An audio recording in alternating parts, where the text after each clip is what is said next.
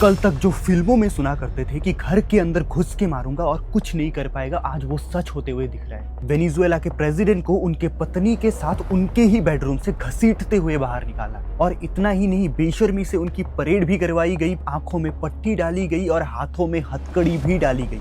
कभी जिंदगी में आप लोगों ने सोचा भी नहीं होगा कि एक राष्ट्रपति के साथ ऐसी बदसलूकी की जा सकती है। उस रात वेनेजुएला में सब कुछ शांत था। प्रेसिडेंट निकोलस मदुरो अपने ऑफिशियल रेजिडेंस में ही थे। सिक्योरिटी नॉर्मल थी, कोई इमरजेंसी नहीं, कोई वार जैसा सीन भी नहीं था। लेकिन उस रात एक डिसीजन लिया जा चुका था जो वेनेजुएला की हिस्ट्री बदलने वाला था। अमेरिका ने अचानक अनाउंस किया कि वेनेजुएला के प्रेसिडेंट निकोलस मदुरो पर सीरियस क्रिमिनल चार्जेस लगाए जा रहे हैं और अब उन्हें इंटरनेशनल क्रिमिनल के रूप में ट्रीट किया जाएगा। इसमें कोई ड्रामेटिक रेड नहीं दिखाया गया, ना ही टीवी कैमरास थे, ना ही सोल्जर्स गेट तोड़ते हुए दिखे। ये एक साइलेंट ऑपरेशन था, प्रेशर का, पावर का और प्लानिंग का। और अगली ही सुबह दुनिया ने हेडलाइंस देखी, dictator targeted, democracy wins, justice delivered. लेकिन वेनेजुएला के लोग कंफ्यूज थे। उन्होंने सोचा अगर ये जस्टिस है तो वेनेजुएला के साथ ही क्यों? लेकिन यहीं से कहानी थोड़ी और गहरी होती है। वेनेजुएला कोई छोटा या बेकार कंट्री नहीं है। इनफैक्ट वेनेजुएला के पास दुनिया का सबसे बड़ा ऑयल रिजर्व है, इतना ऑयल जितना कि बड़े बड़े देशों के पास नहीं है। और सिर्फ ऑयल ही नहीं,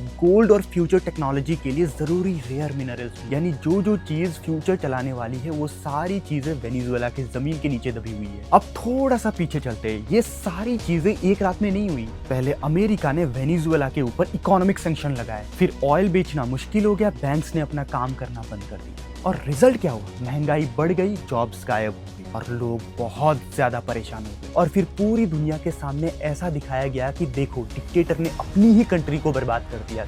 देख रहे हो टैक्टिक्स? जब कोई भी कंट्री इकोनॉमिकली टूटती है तो उसकी अंदर से भी चीजें टूटने लगती है। लीडर्स सपोर्ट छोड़ देते हैं और सिस्टम के लोग अपना फायदा ढूंढने लगते हैं। इस स्टेज पर पावर सिर्फ बाहर से ही नहीं, अंदर से भी कमजोर हो जाती है। और इसके बाद शुरू होती है और एक लड़ाई जो गन से नहीं लड़ी जाती। इसे कहते हैं नैरेटिव वार। सोशल मीडिया पर स्टोरीज, न्यूज चैनल पर डिबेट्स, हर जगह एक ही बात, Maduro is a villain, America is a hero. और जब कहानी एक बार सेट हो जाती है तब सच और झूठ का डिफरेंस दिखना बंद हो जाता है। और एक और इम्पोर्टेंट बात समझो, अमेरिका की सबसे बड़ी पावर सिर्फ उसकी आर्मी नहीं है, उसकी सबसे बड़ी पावर है डॉलर। पूरी दुनिया तेल को डॉलर में खरीदता और बेचता है और इसी सिस्टम को कहते हैं पेट्रो डॉलर सिस्टम। और जब वेनेजुएला जैसा देश बोलता है कि हम ऑयल को किसी और करेंसी में सेल करेंगे, तब प्रॉब्लम वहीं से शुरू होती है। तुम हिस्ट्री उठा के देख लो, जो डॉलर को चैलेंज करता गया वो ज्यादा देर तक टिक नहीं पाया। आज की दुनिया में वार बुलेट से नहीं, रिसोर्सेज से लड़ी जा रही है। लिथियम, रेयर अर्थ मिनरल्स और गोल्ड,